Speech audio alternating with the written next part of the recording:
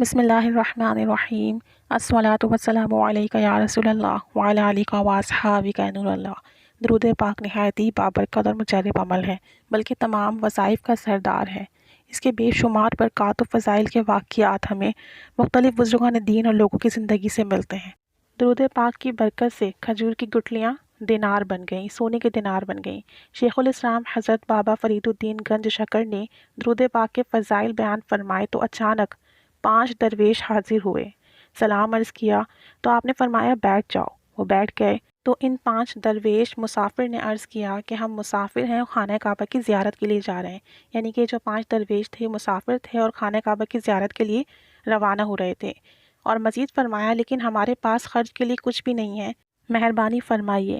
یہ سن کر حضرت خواجہ بابا فرید نے مراقبہ کیا اور سر اٹھا کر کھجور کی گٹلیاں لیں، یعنی کھجور کی چند گٹلیاں اپنے ہاتھ میں لیں اور ان پر کچھ پڑھ کر پھونکا، اور پھونکنے کے بعد ان درویشوں کو دے دی۔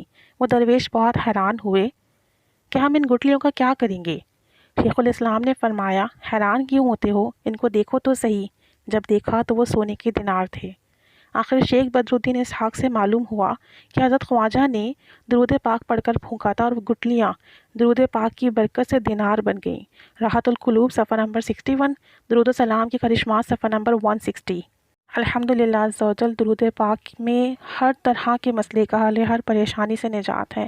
لیکن اگر پڑھنے والے کی زبان پاک ہو، پڑھنے والے کا دل اللہ عز و جل کی محبت میں مغلوب ہو، تو انسان درود پاک کی برکت سے دونوں جہاں کے فیوز و برکات حاصل کر سکتا ہے۔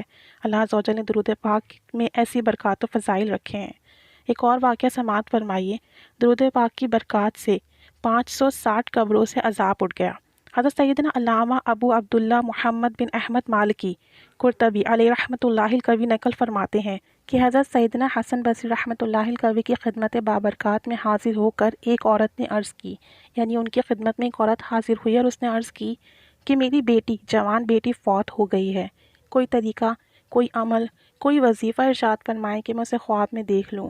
آپ رحمۃ اللہ علیہ نے انہیں ایک عمل بتا دیا، یعنی کہ انہیں ایک عمل بتایا کہ آپ اسے پڑھیے تو انشاءاللہ عز و جل آپ اپنی بیٹی کو جو کہ فوت ہو گئی ہے خواب میں دیکھ لیں گی۔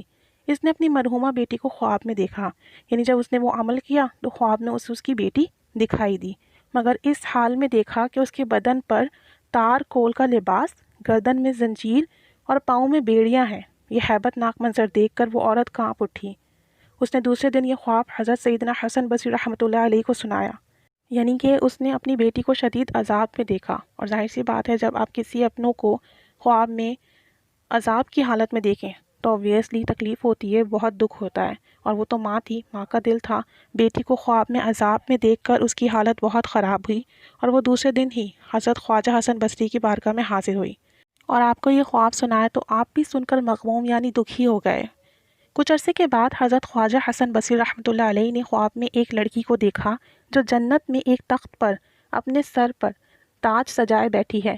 آپ رحمۃ اللہ علیہ نے اس کو دیکھا تو وہ کہنے لگی، میں اسی خاتون کی بیٹی ہوں جس نے آپ کو آ کر میری حالت بتائی تھی، یعنی کہ جو بیٹی کچھ عرصے پہلے عذاب میں مبتلا تھی، اب جنت میں ایک تخت پر اور سر پر تاج سجائے بیٹھی ہوئی تھی۔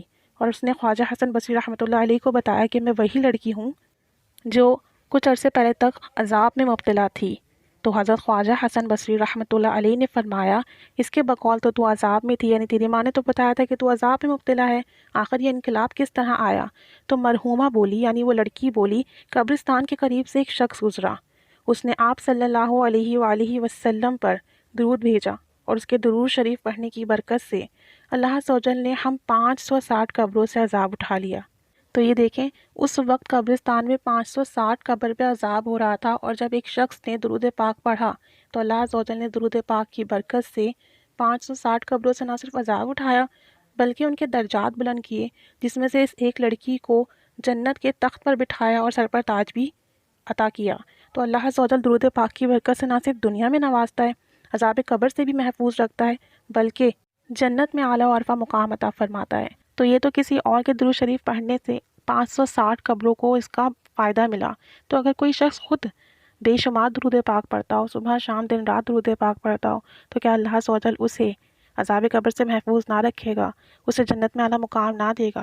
بے شک، ضرور بالضرور۔